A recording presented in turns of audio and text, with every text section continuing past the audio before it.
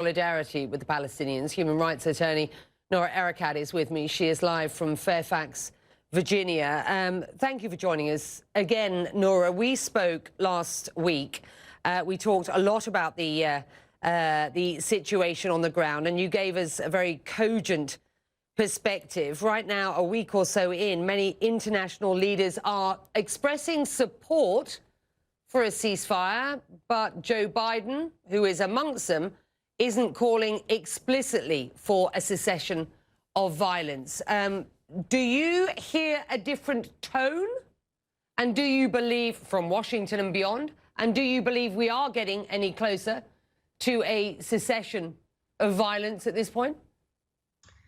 So let's make a couple of things really clear. The cessation of what we see as spectacular violence will not cease the violence against Palestinians who are under siege in Gaza, who are marked for removal in Jerusalem, who have been treated as second-class citizens, who have been denied the right of return, and who live as persona non grata as occupied people. What we need is more than the cessation of violence. We need sanctions against Israel in order to put pressure on one of our time's apartheid regimes in order to shift the tide for a better future. Let's also make clear that the United States and American taxpayers are not merely bearing witness to some international conflagration, but are pillars in this structure of violence. We provide Israel with $3.8 billion a year. We have blocked 43 Security Council resolutions that have attempted to use international responses in order to resolve this issue and allow Palestinians to live,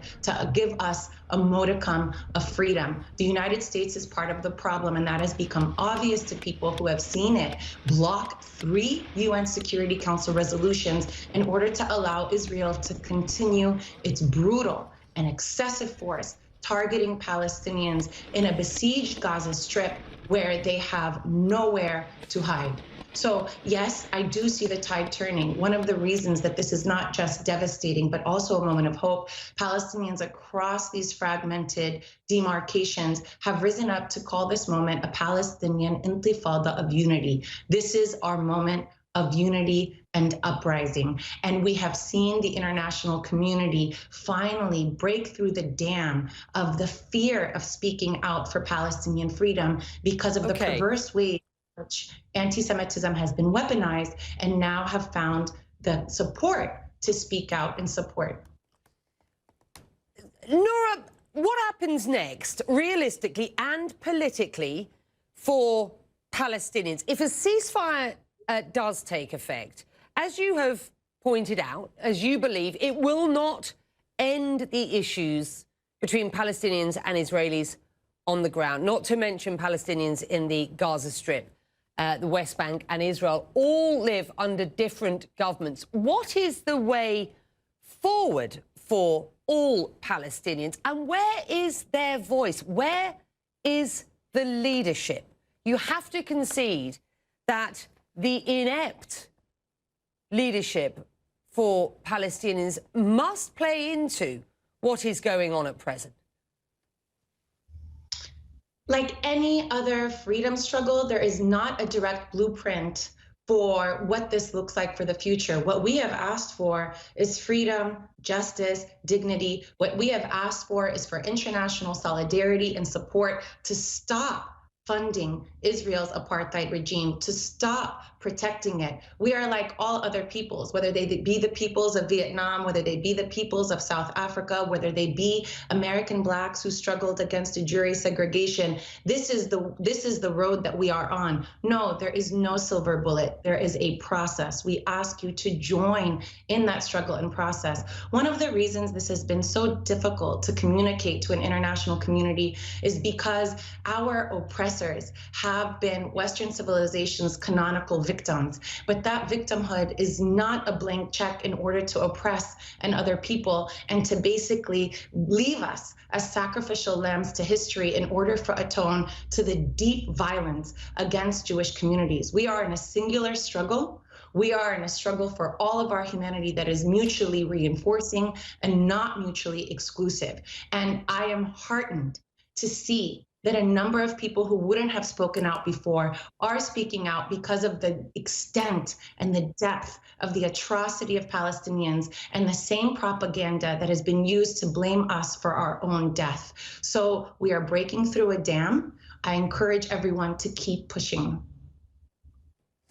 The US ambassador at the United Nations this weekend, making what many have described as an impassioned speech.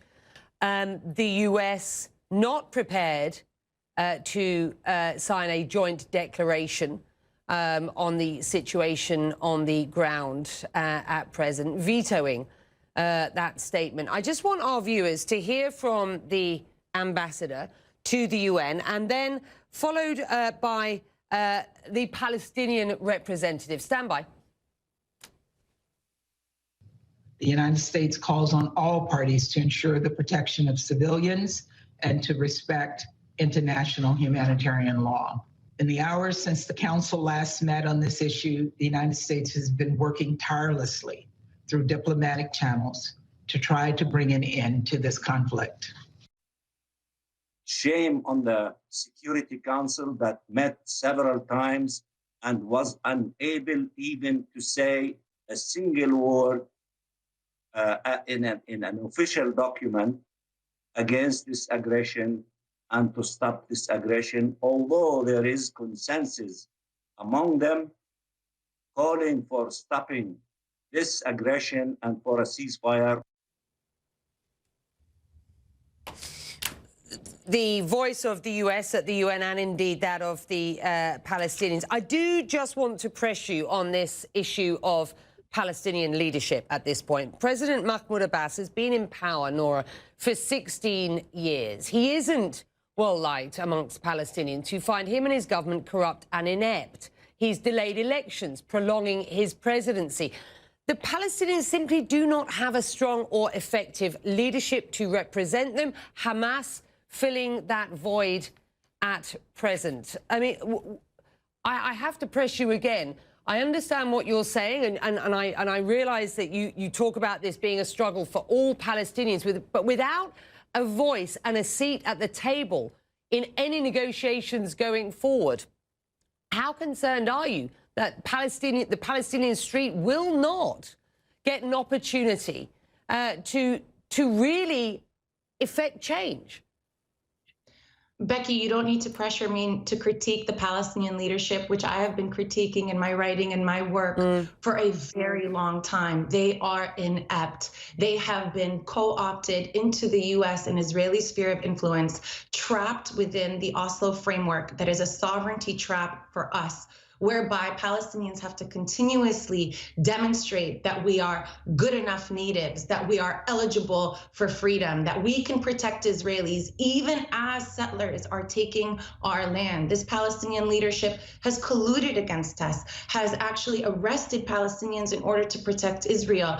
When people tell me that, well, if Hamas would just lay down its rockets, this would go away, I have to remind them that Mahmoud Abbas has been the most compliant leader in Palestinian history, has acquiesced to every Israeli and U.S. demand.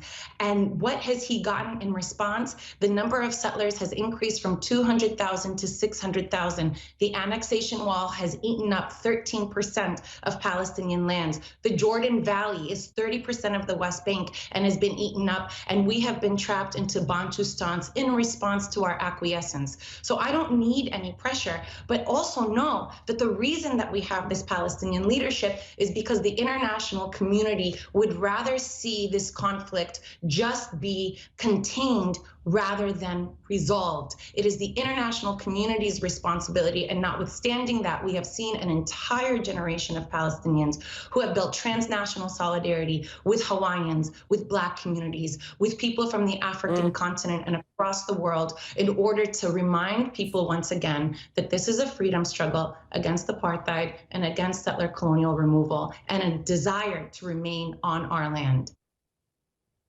Noura Erakat, we thank you for joining us.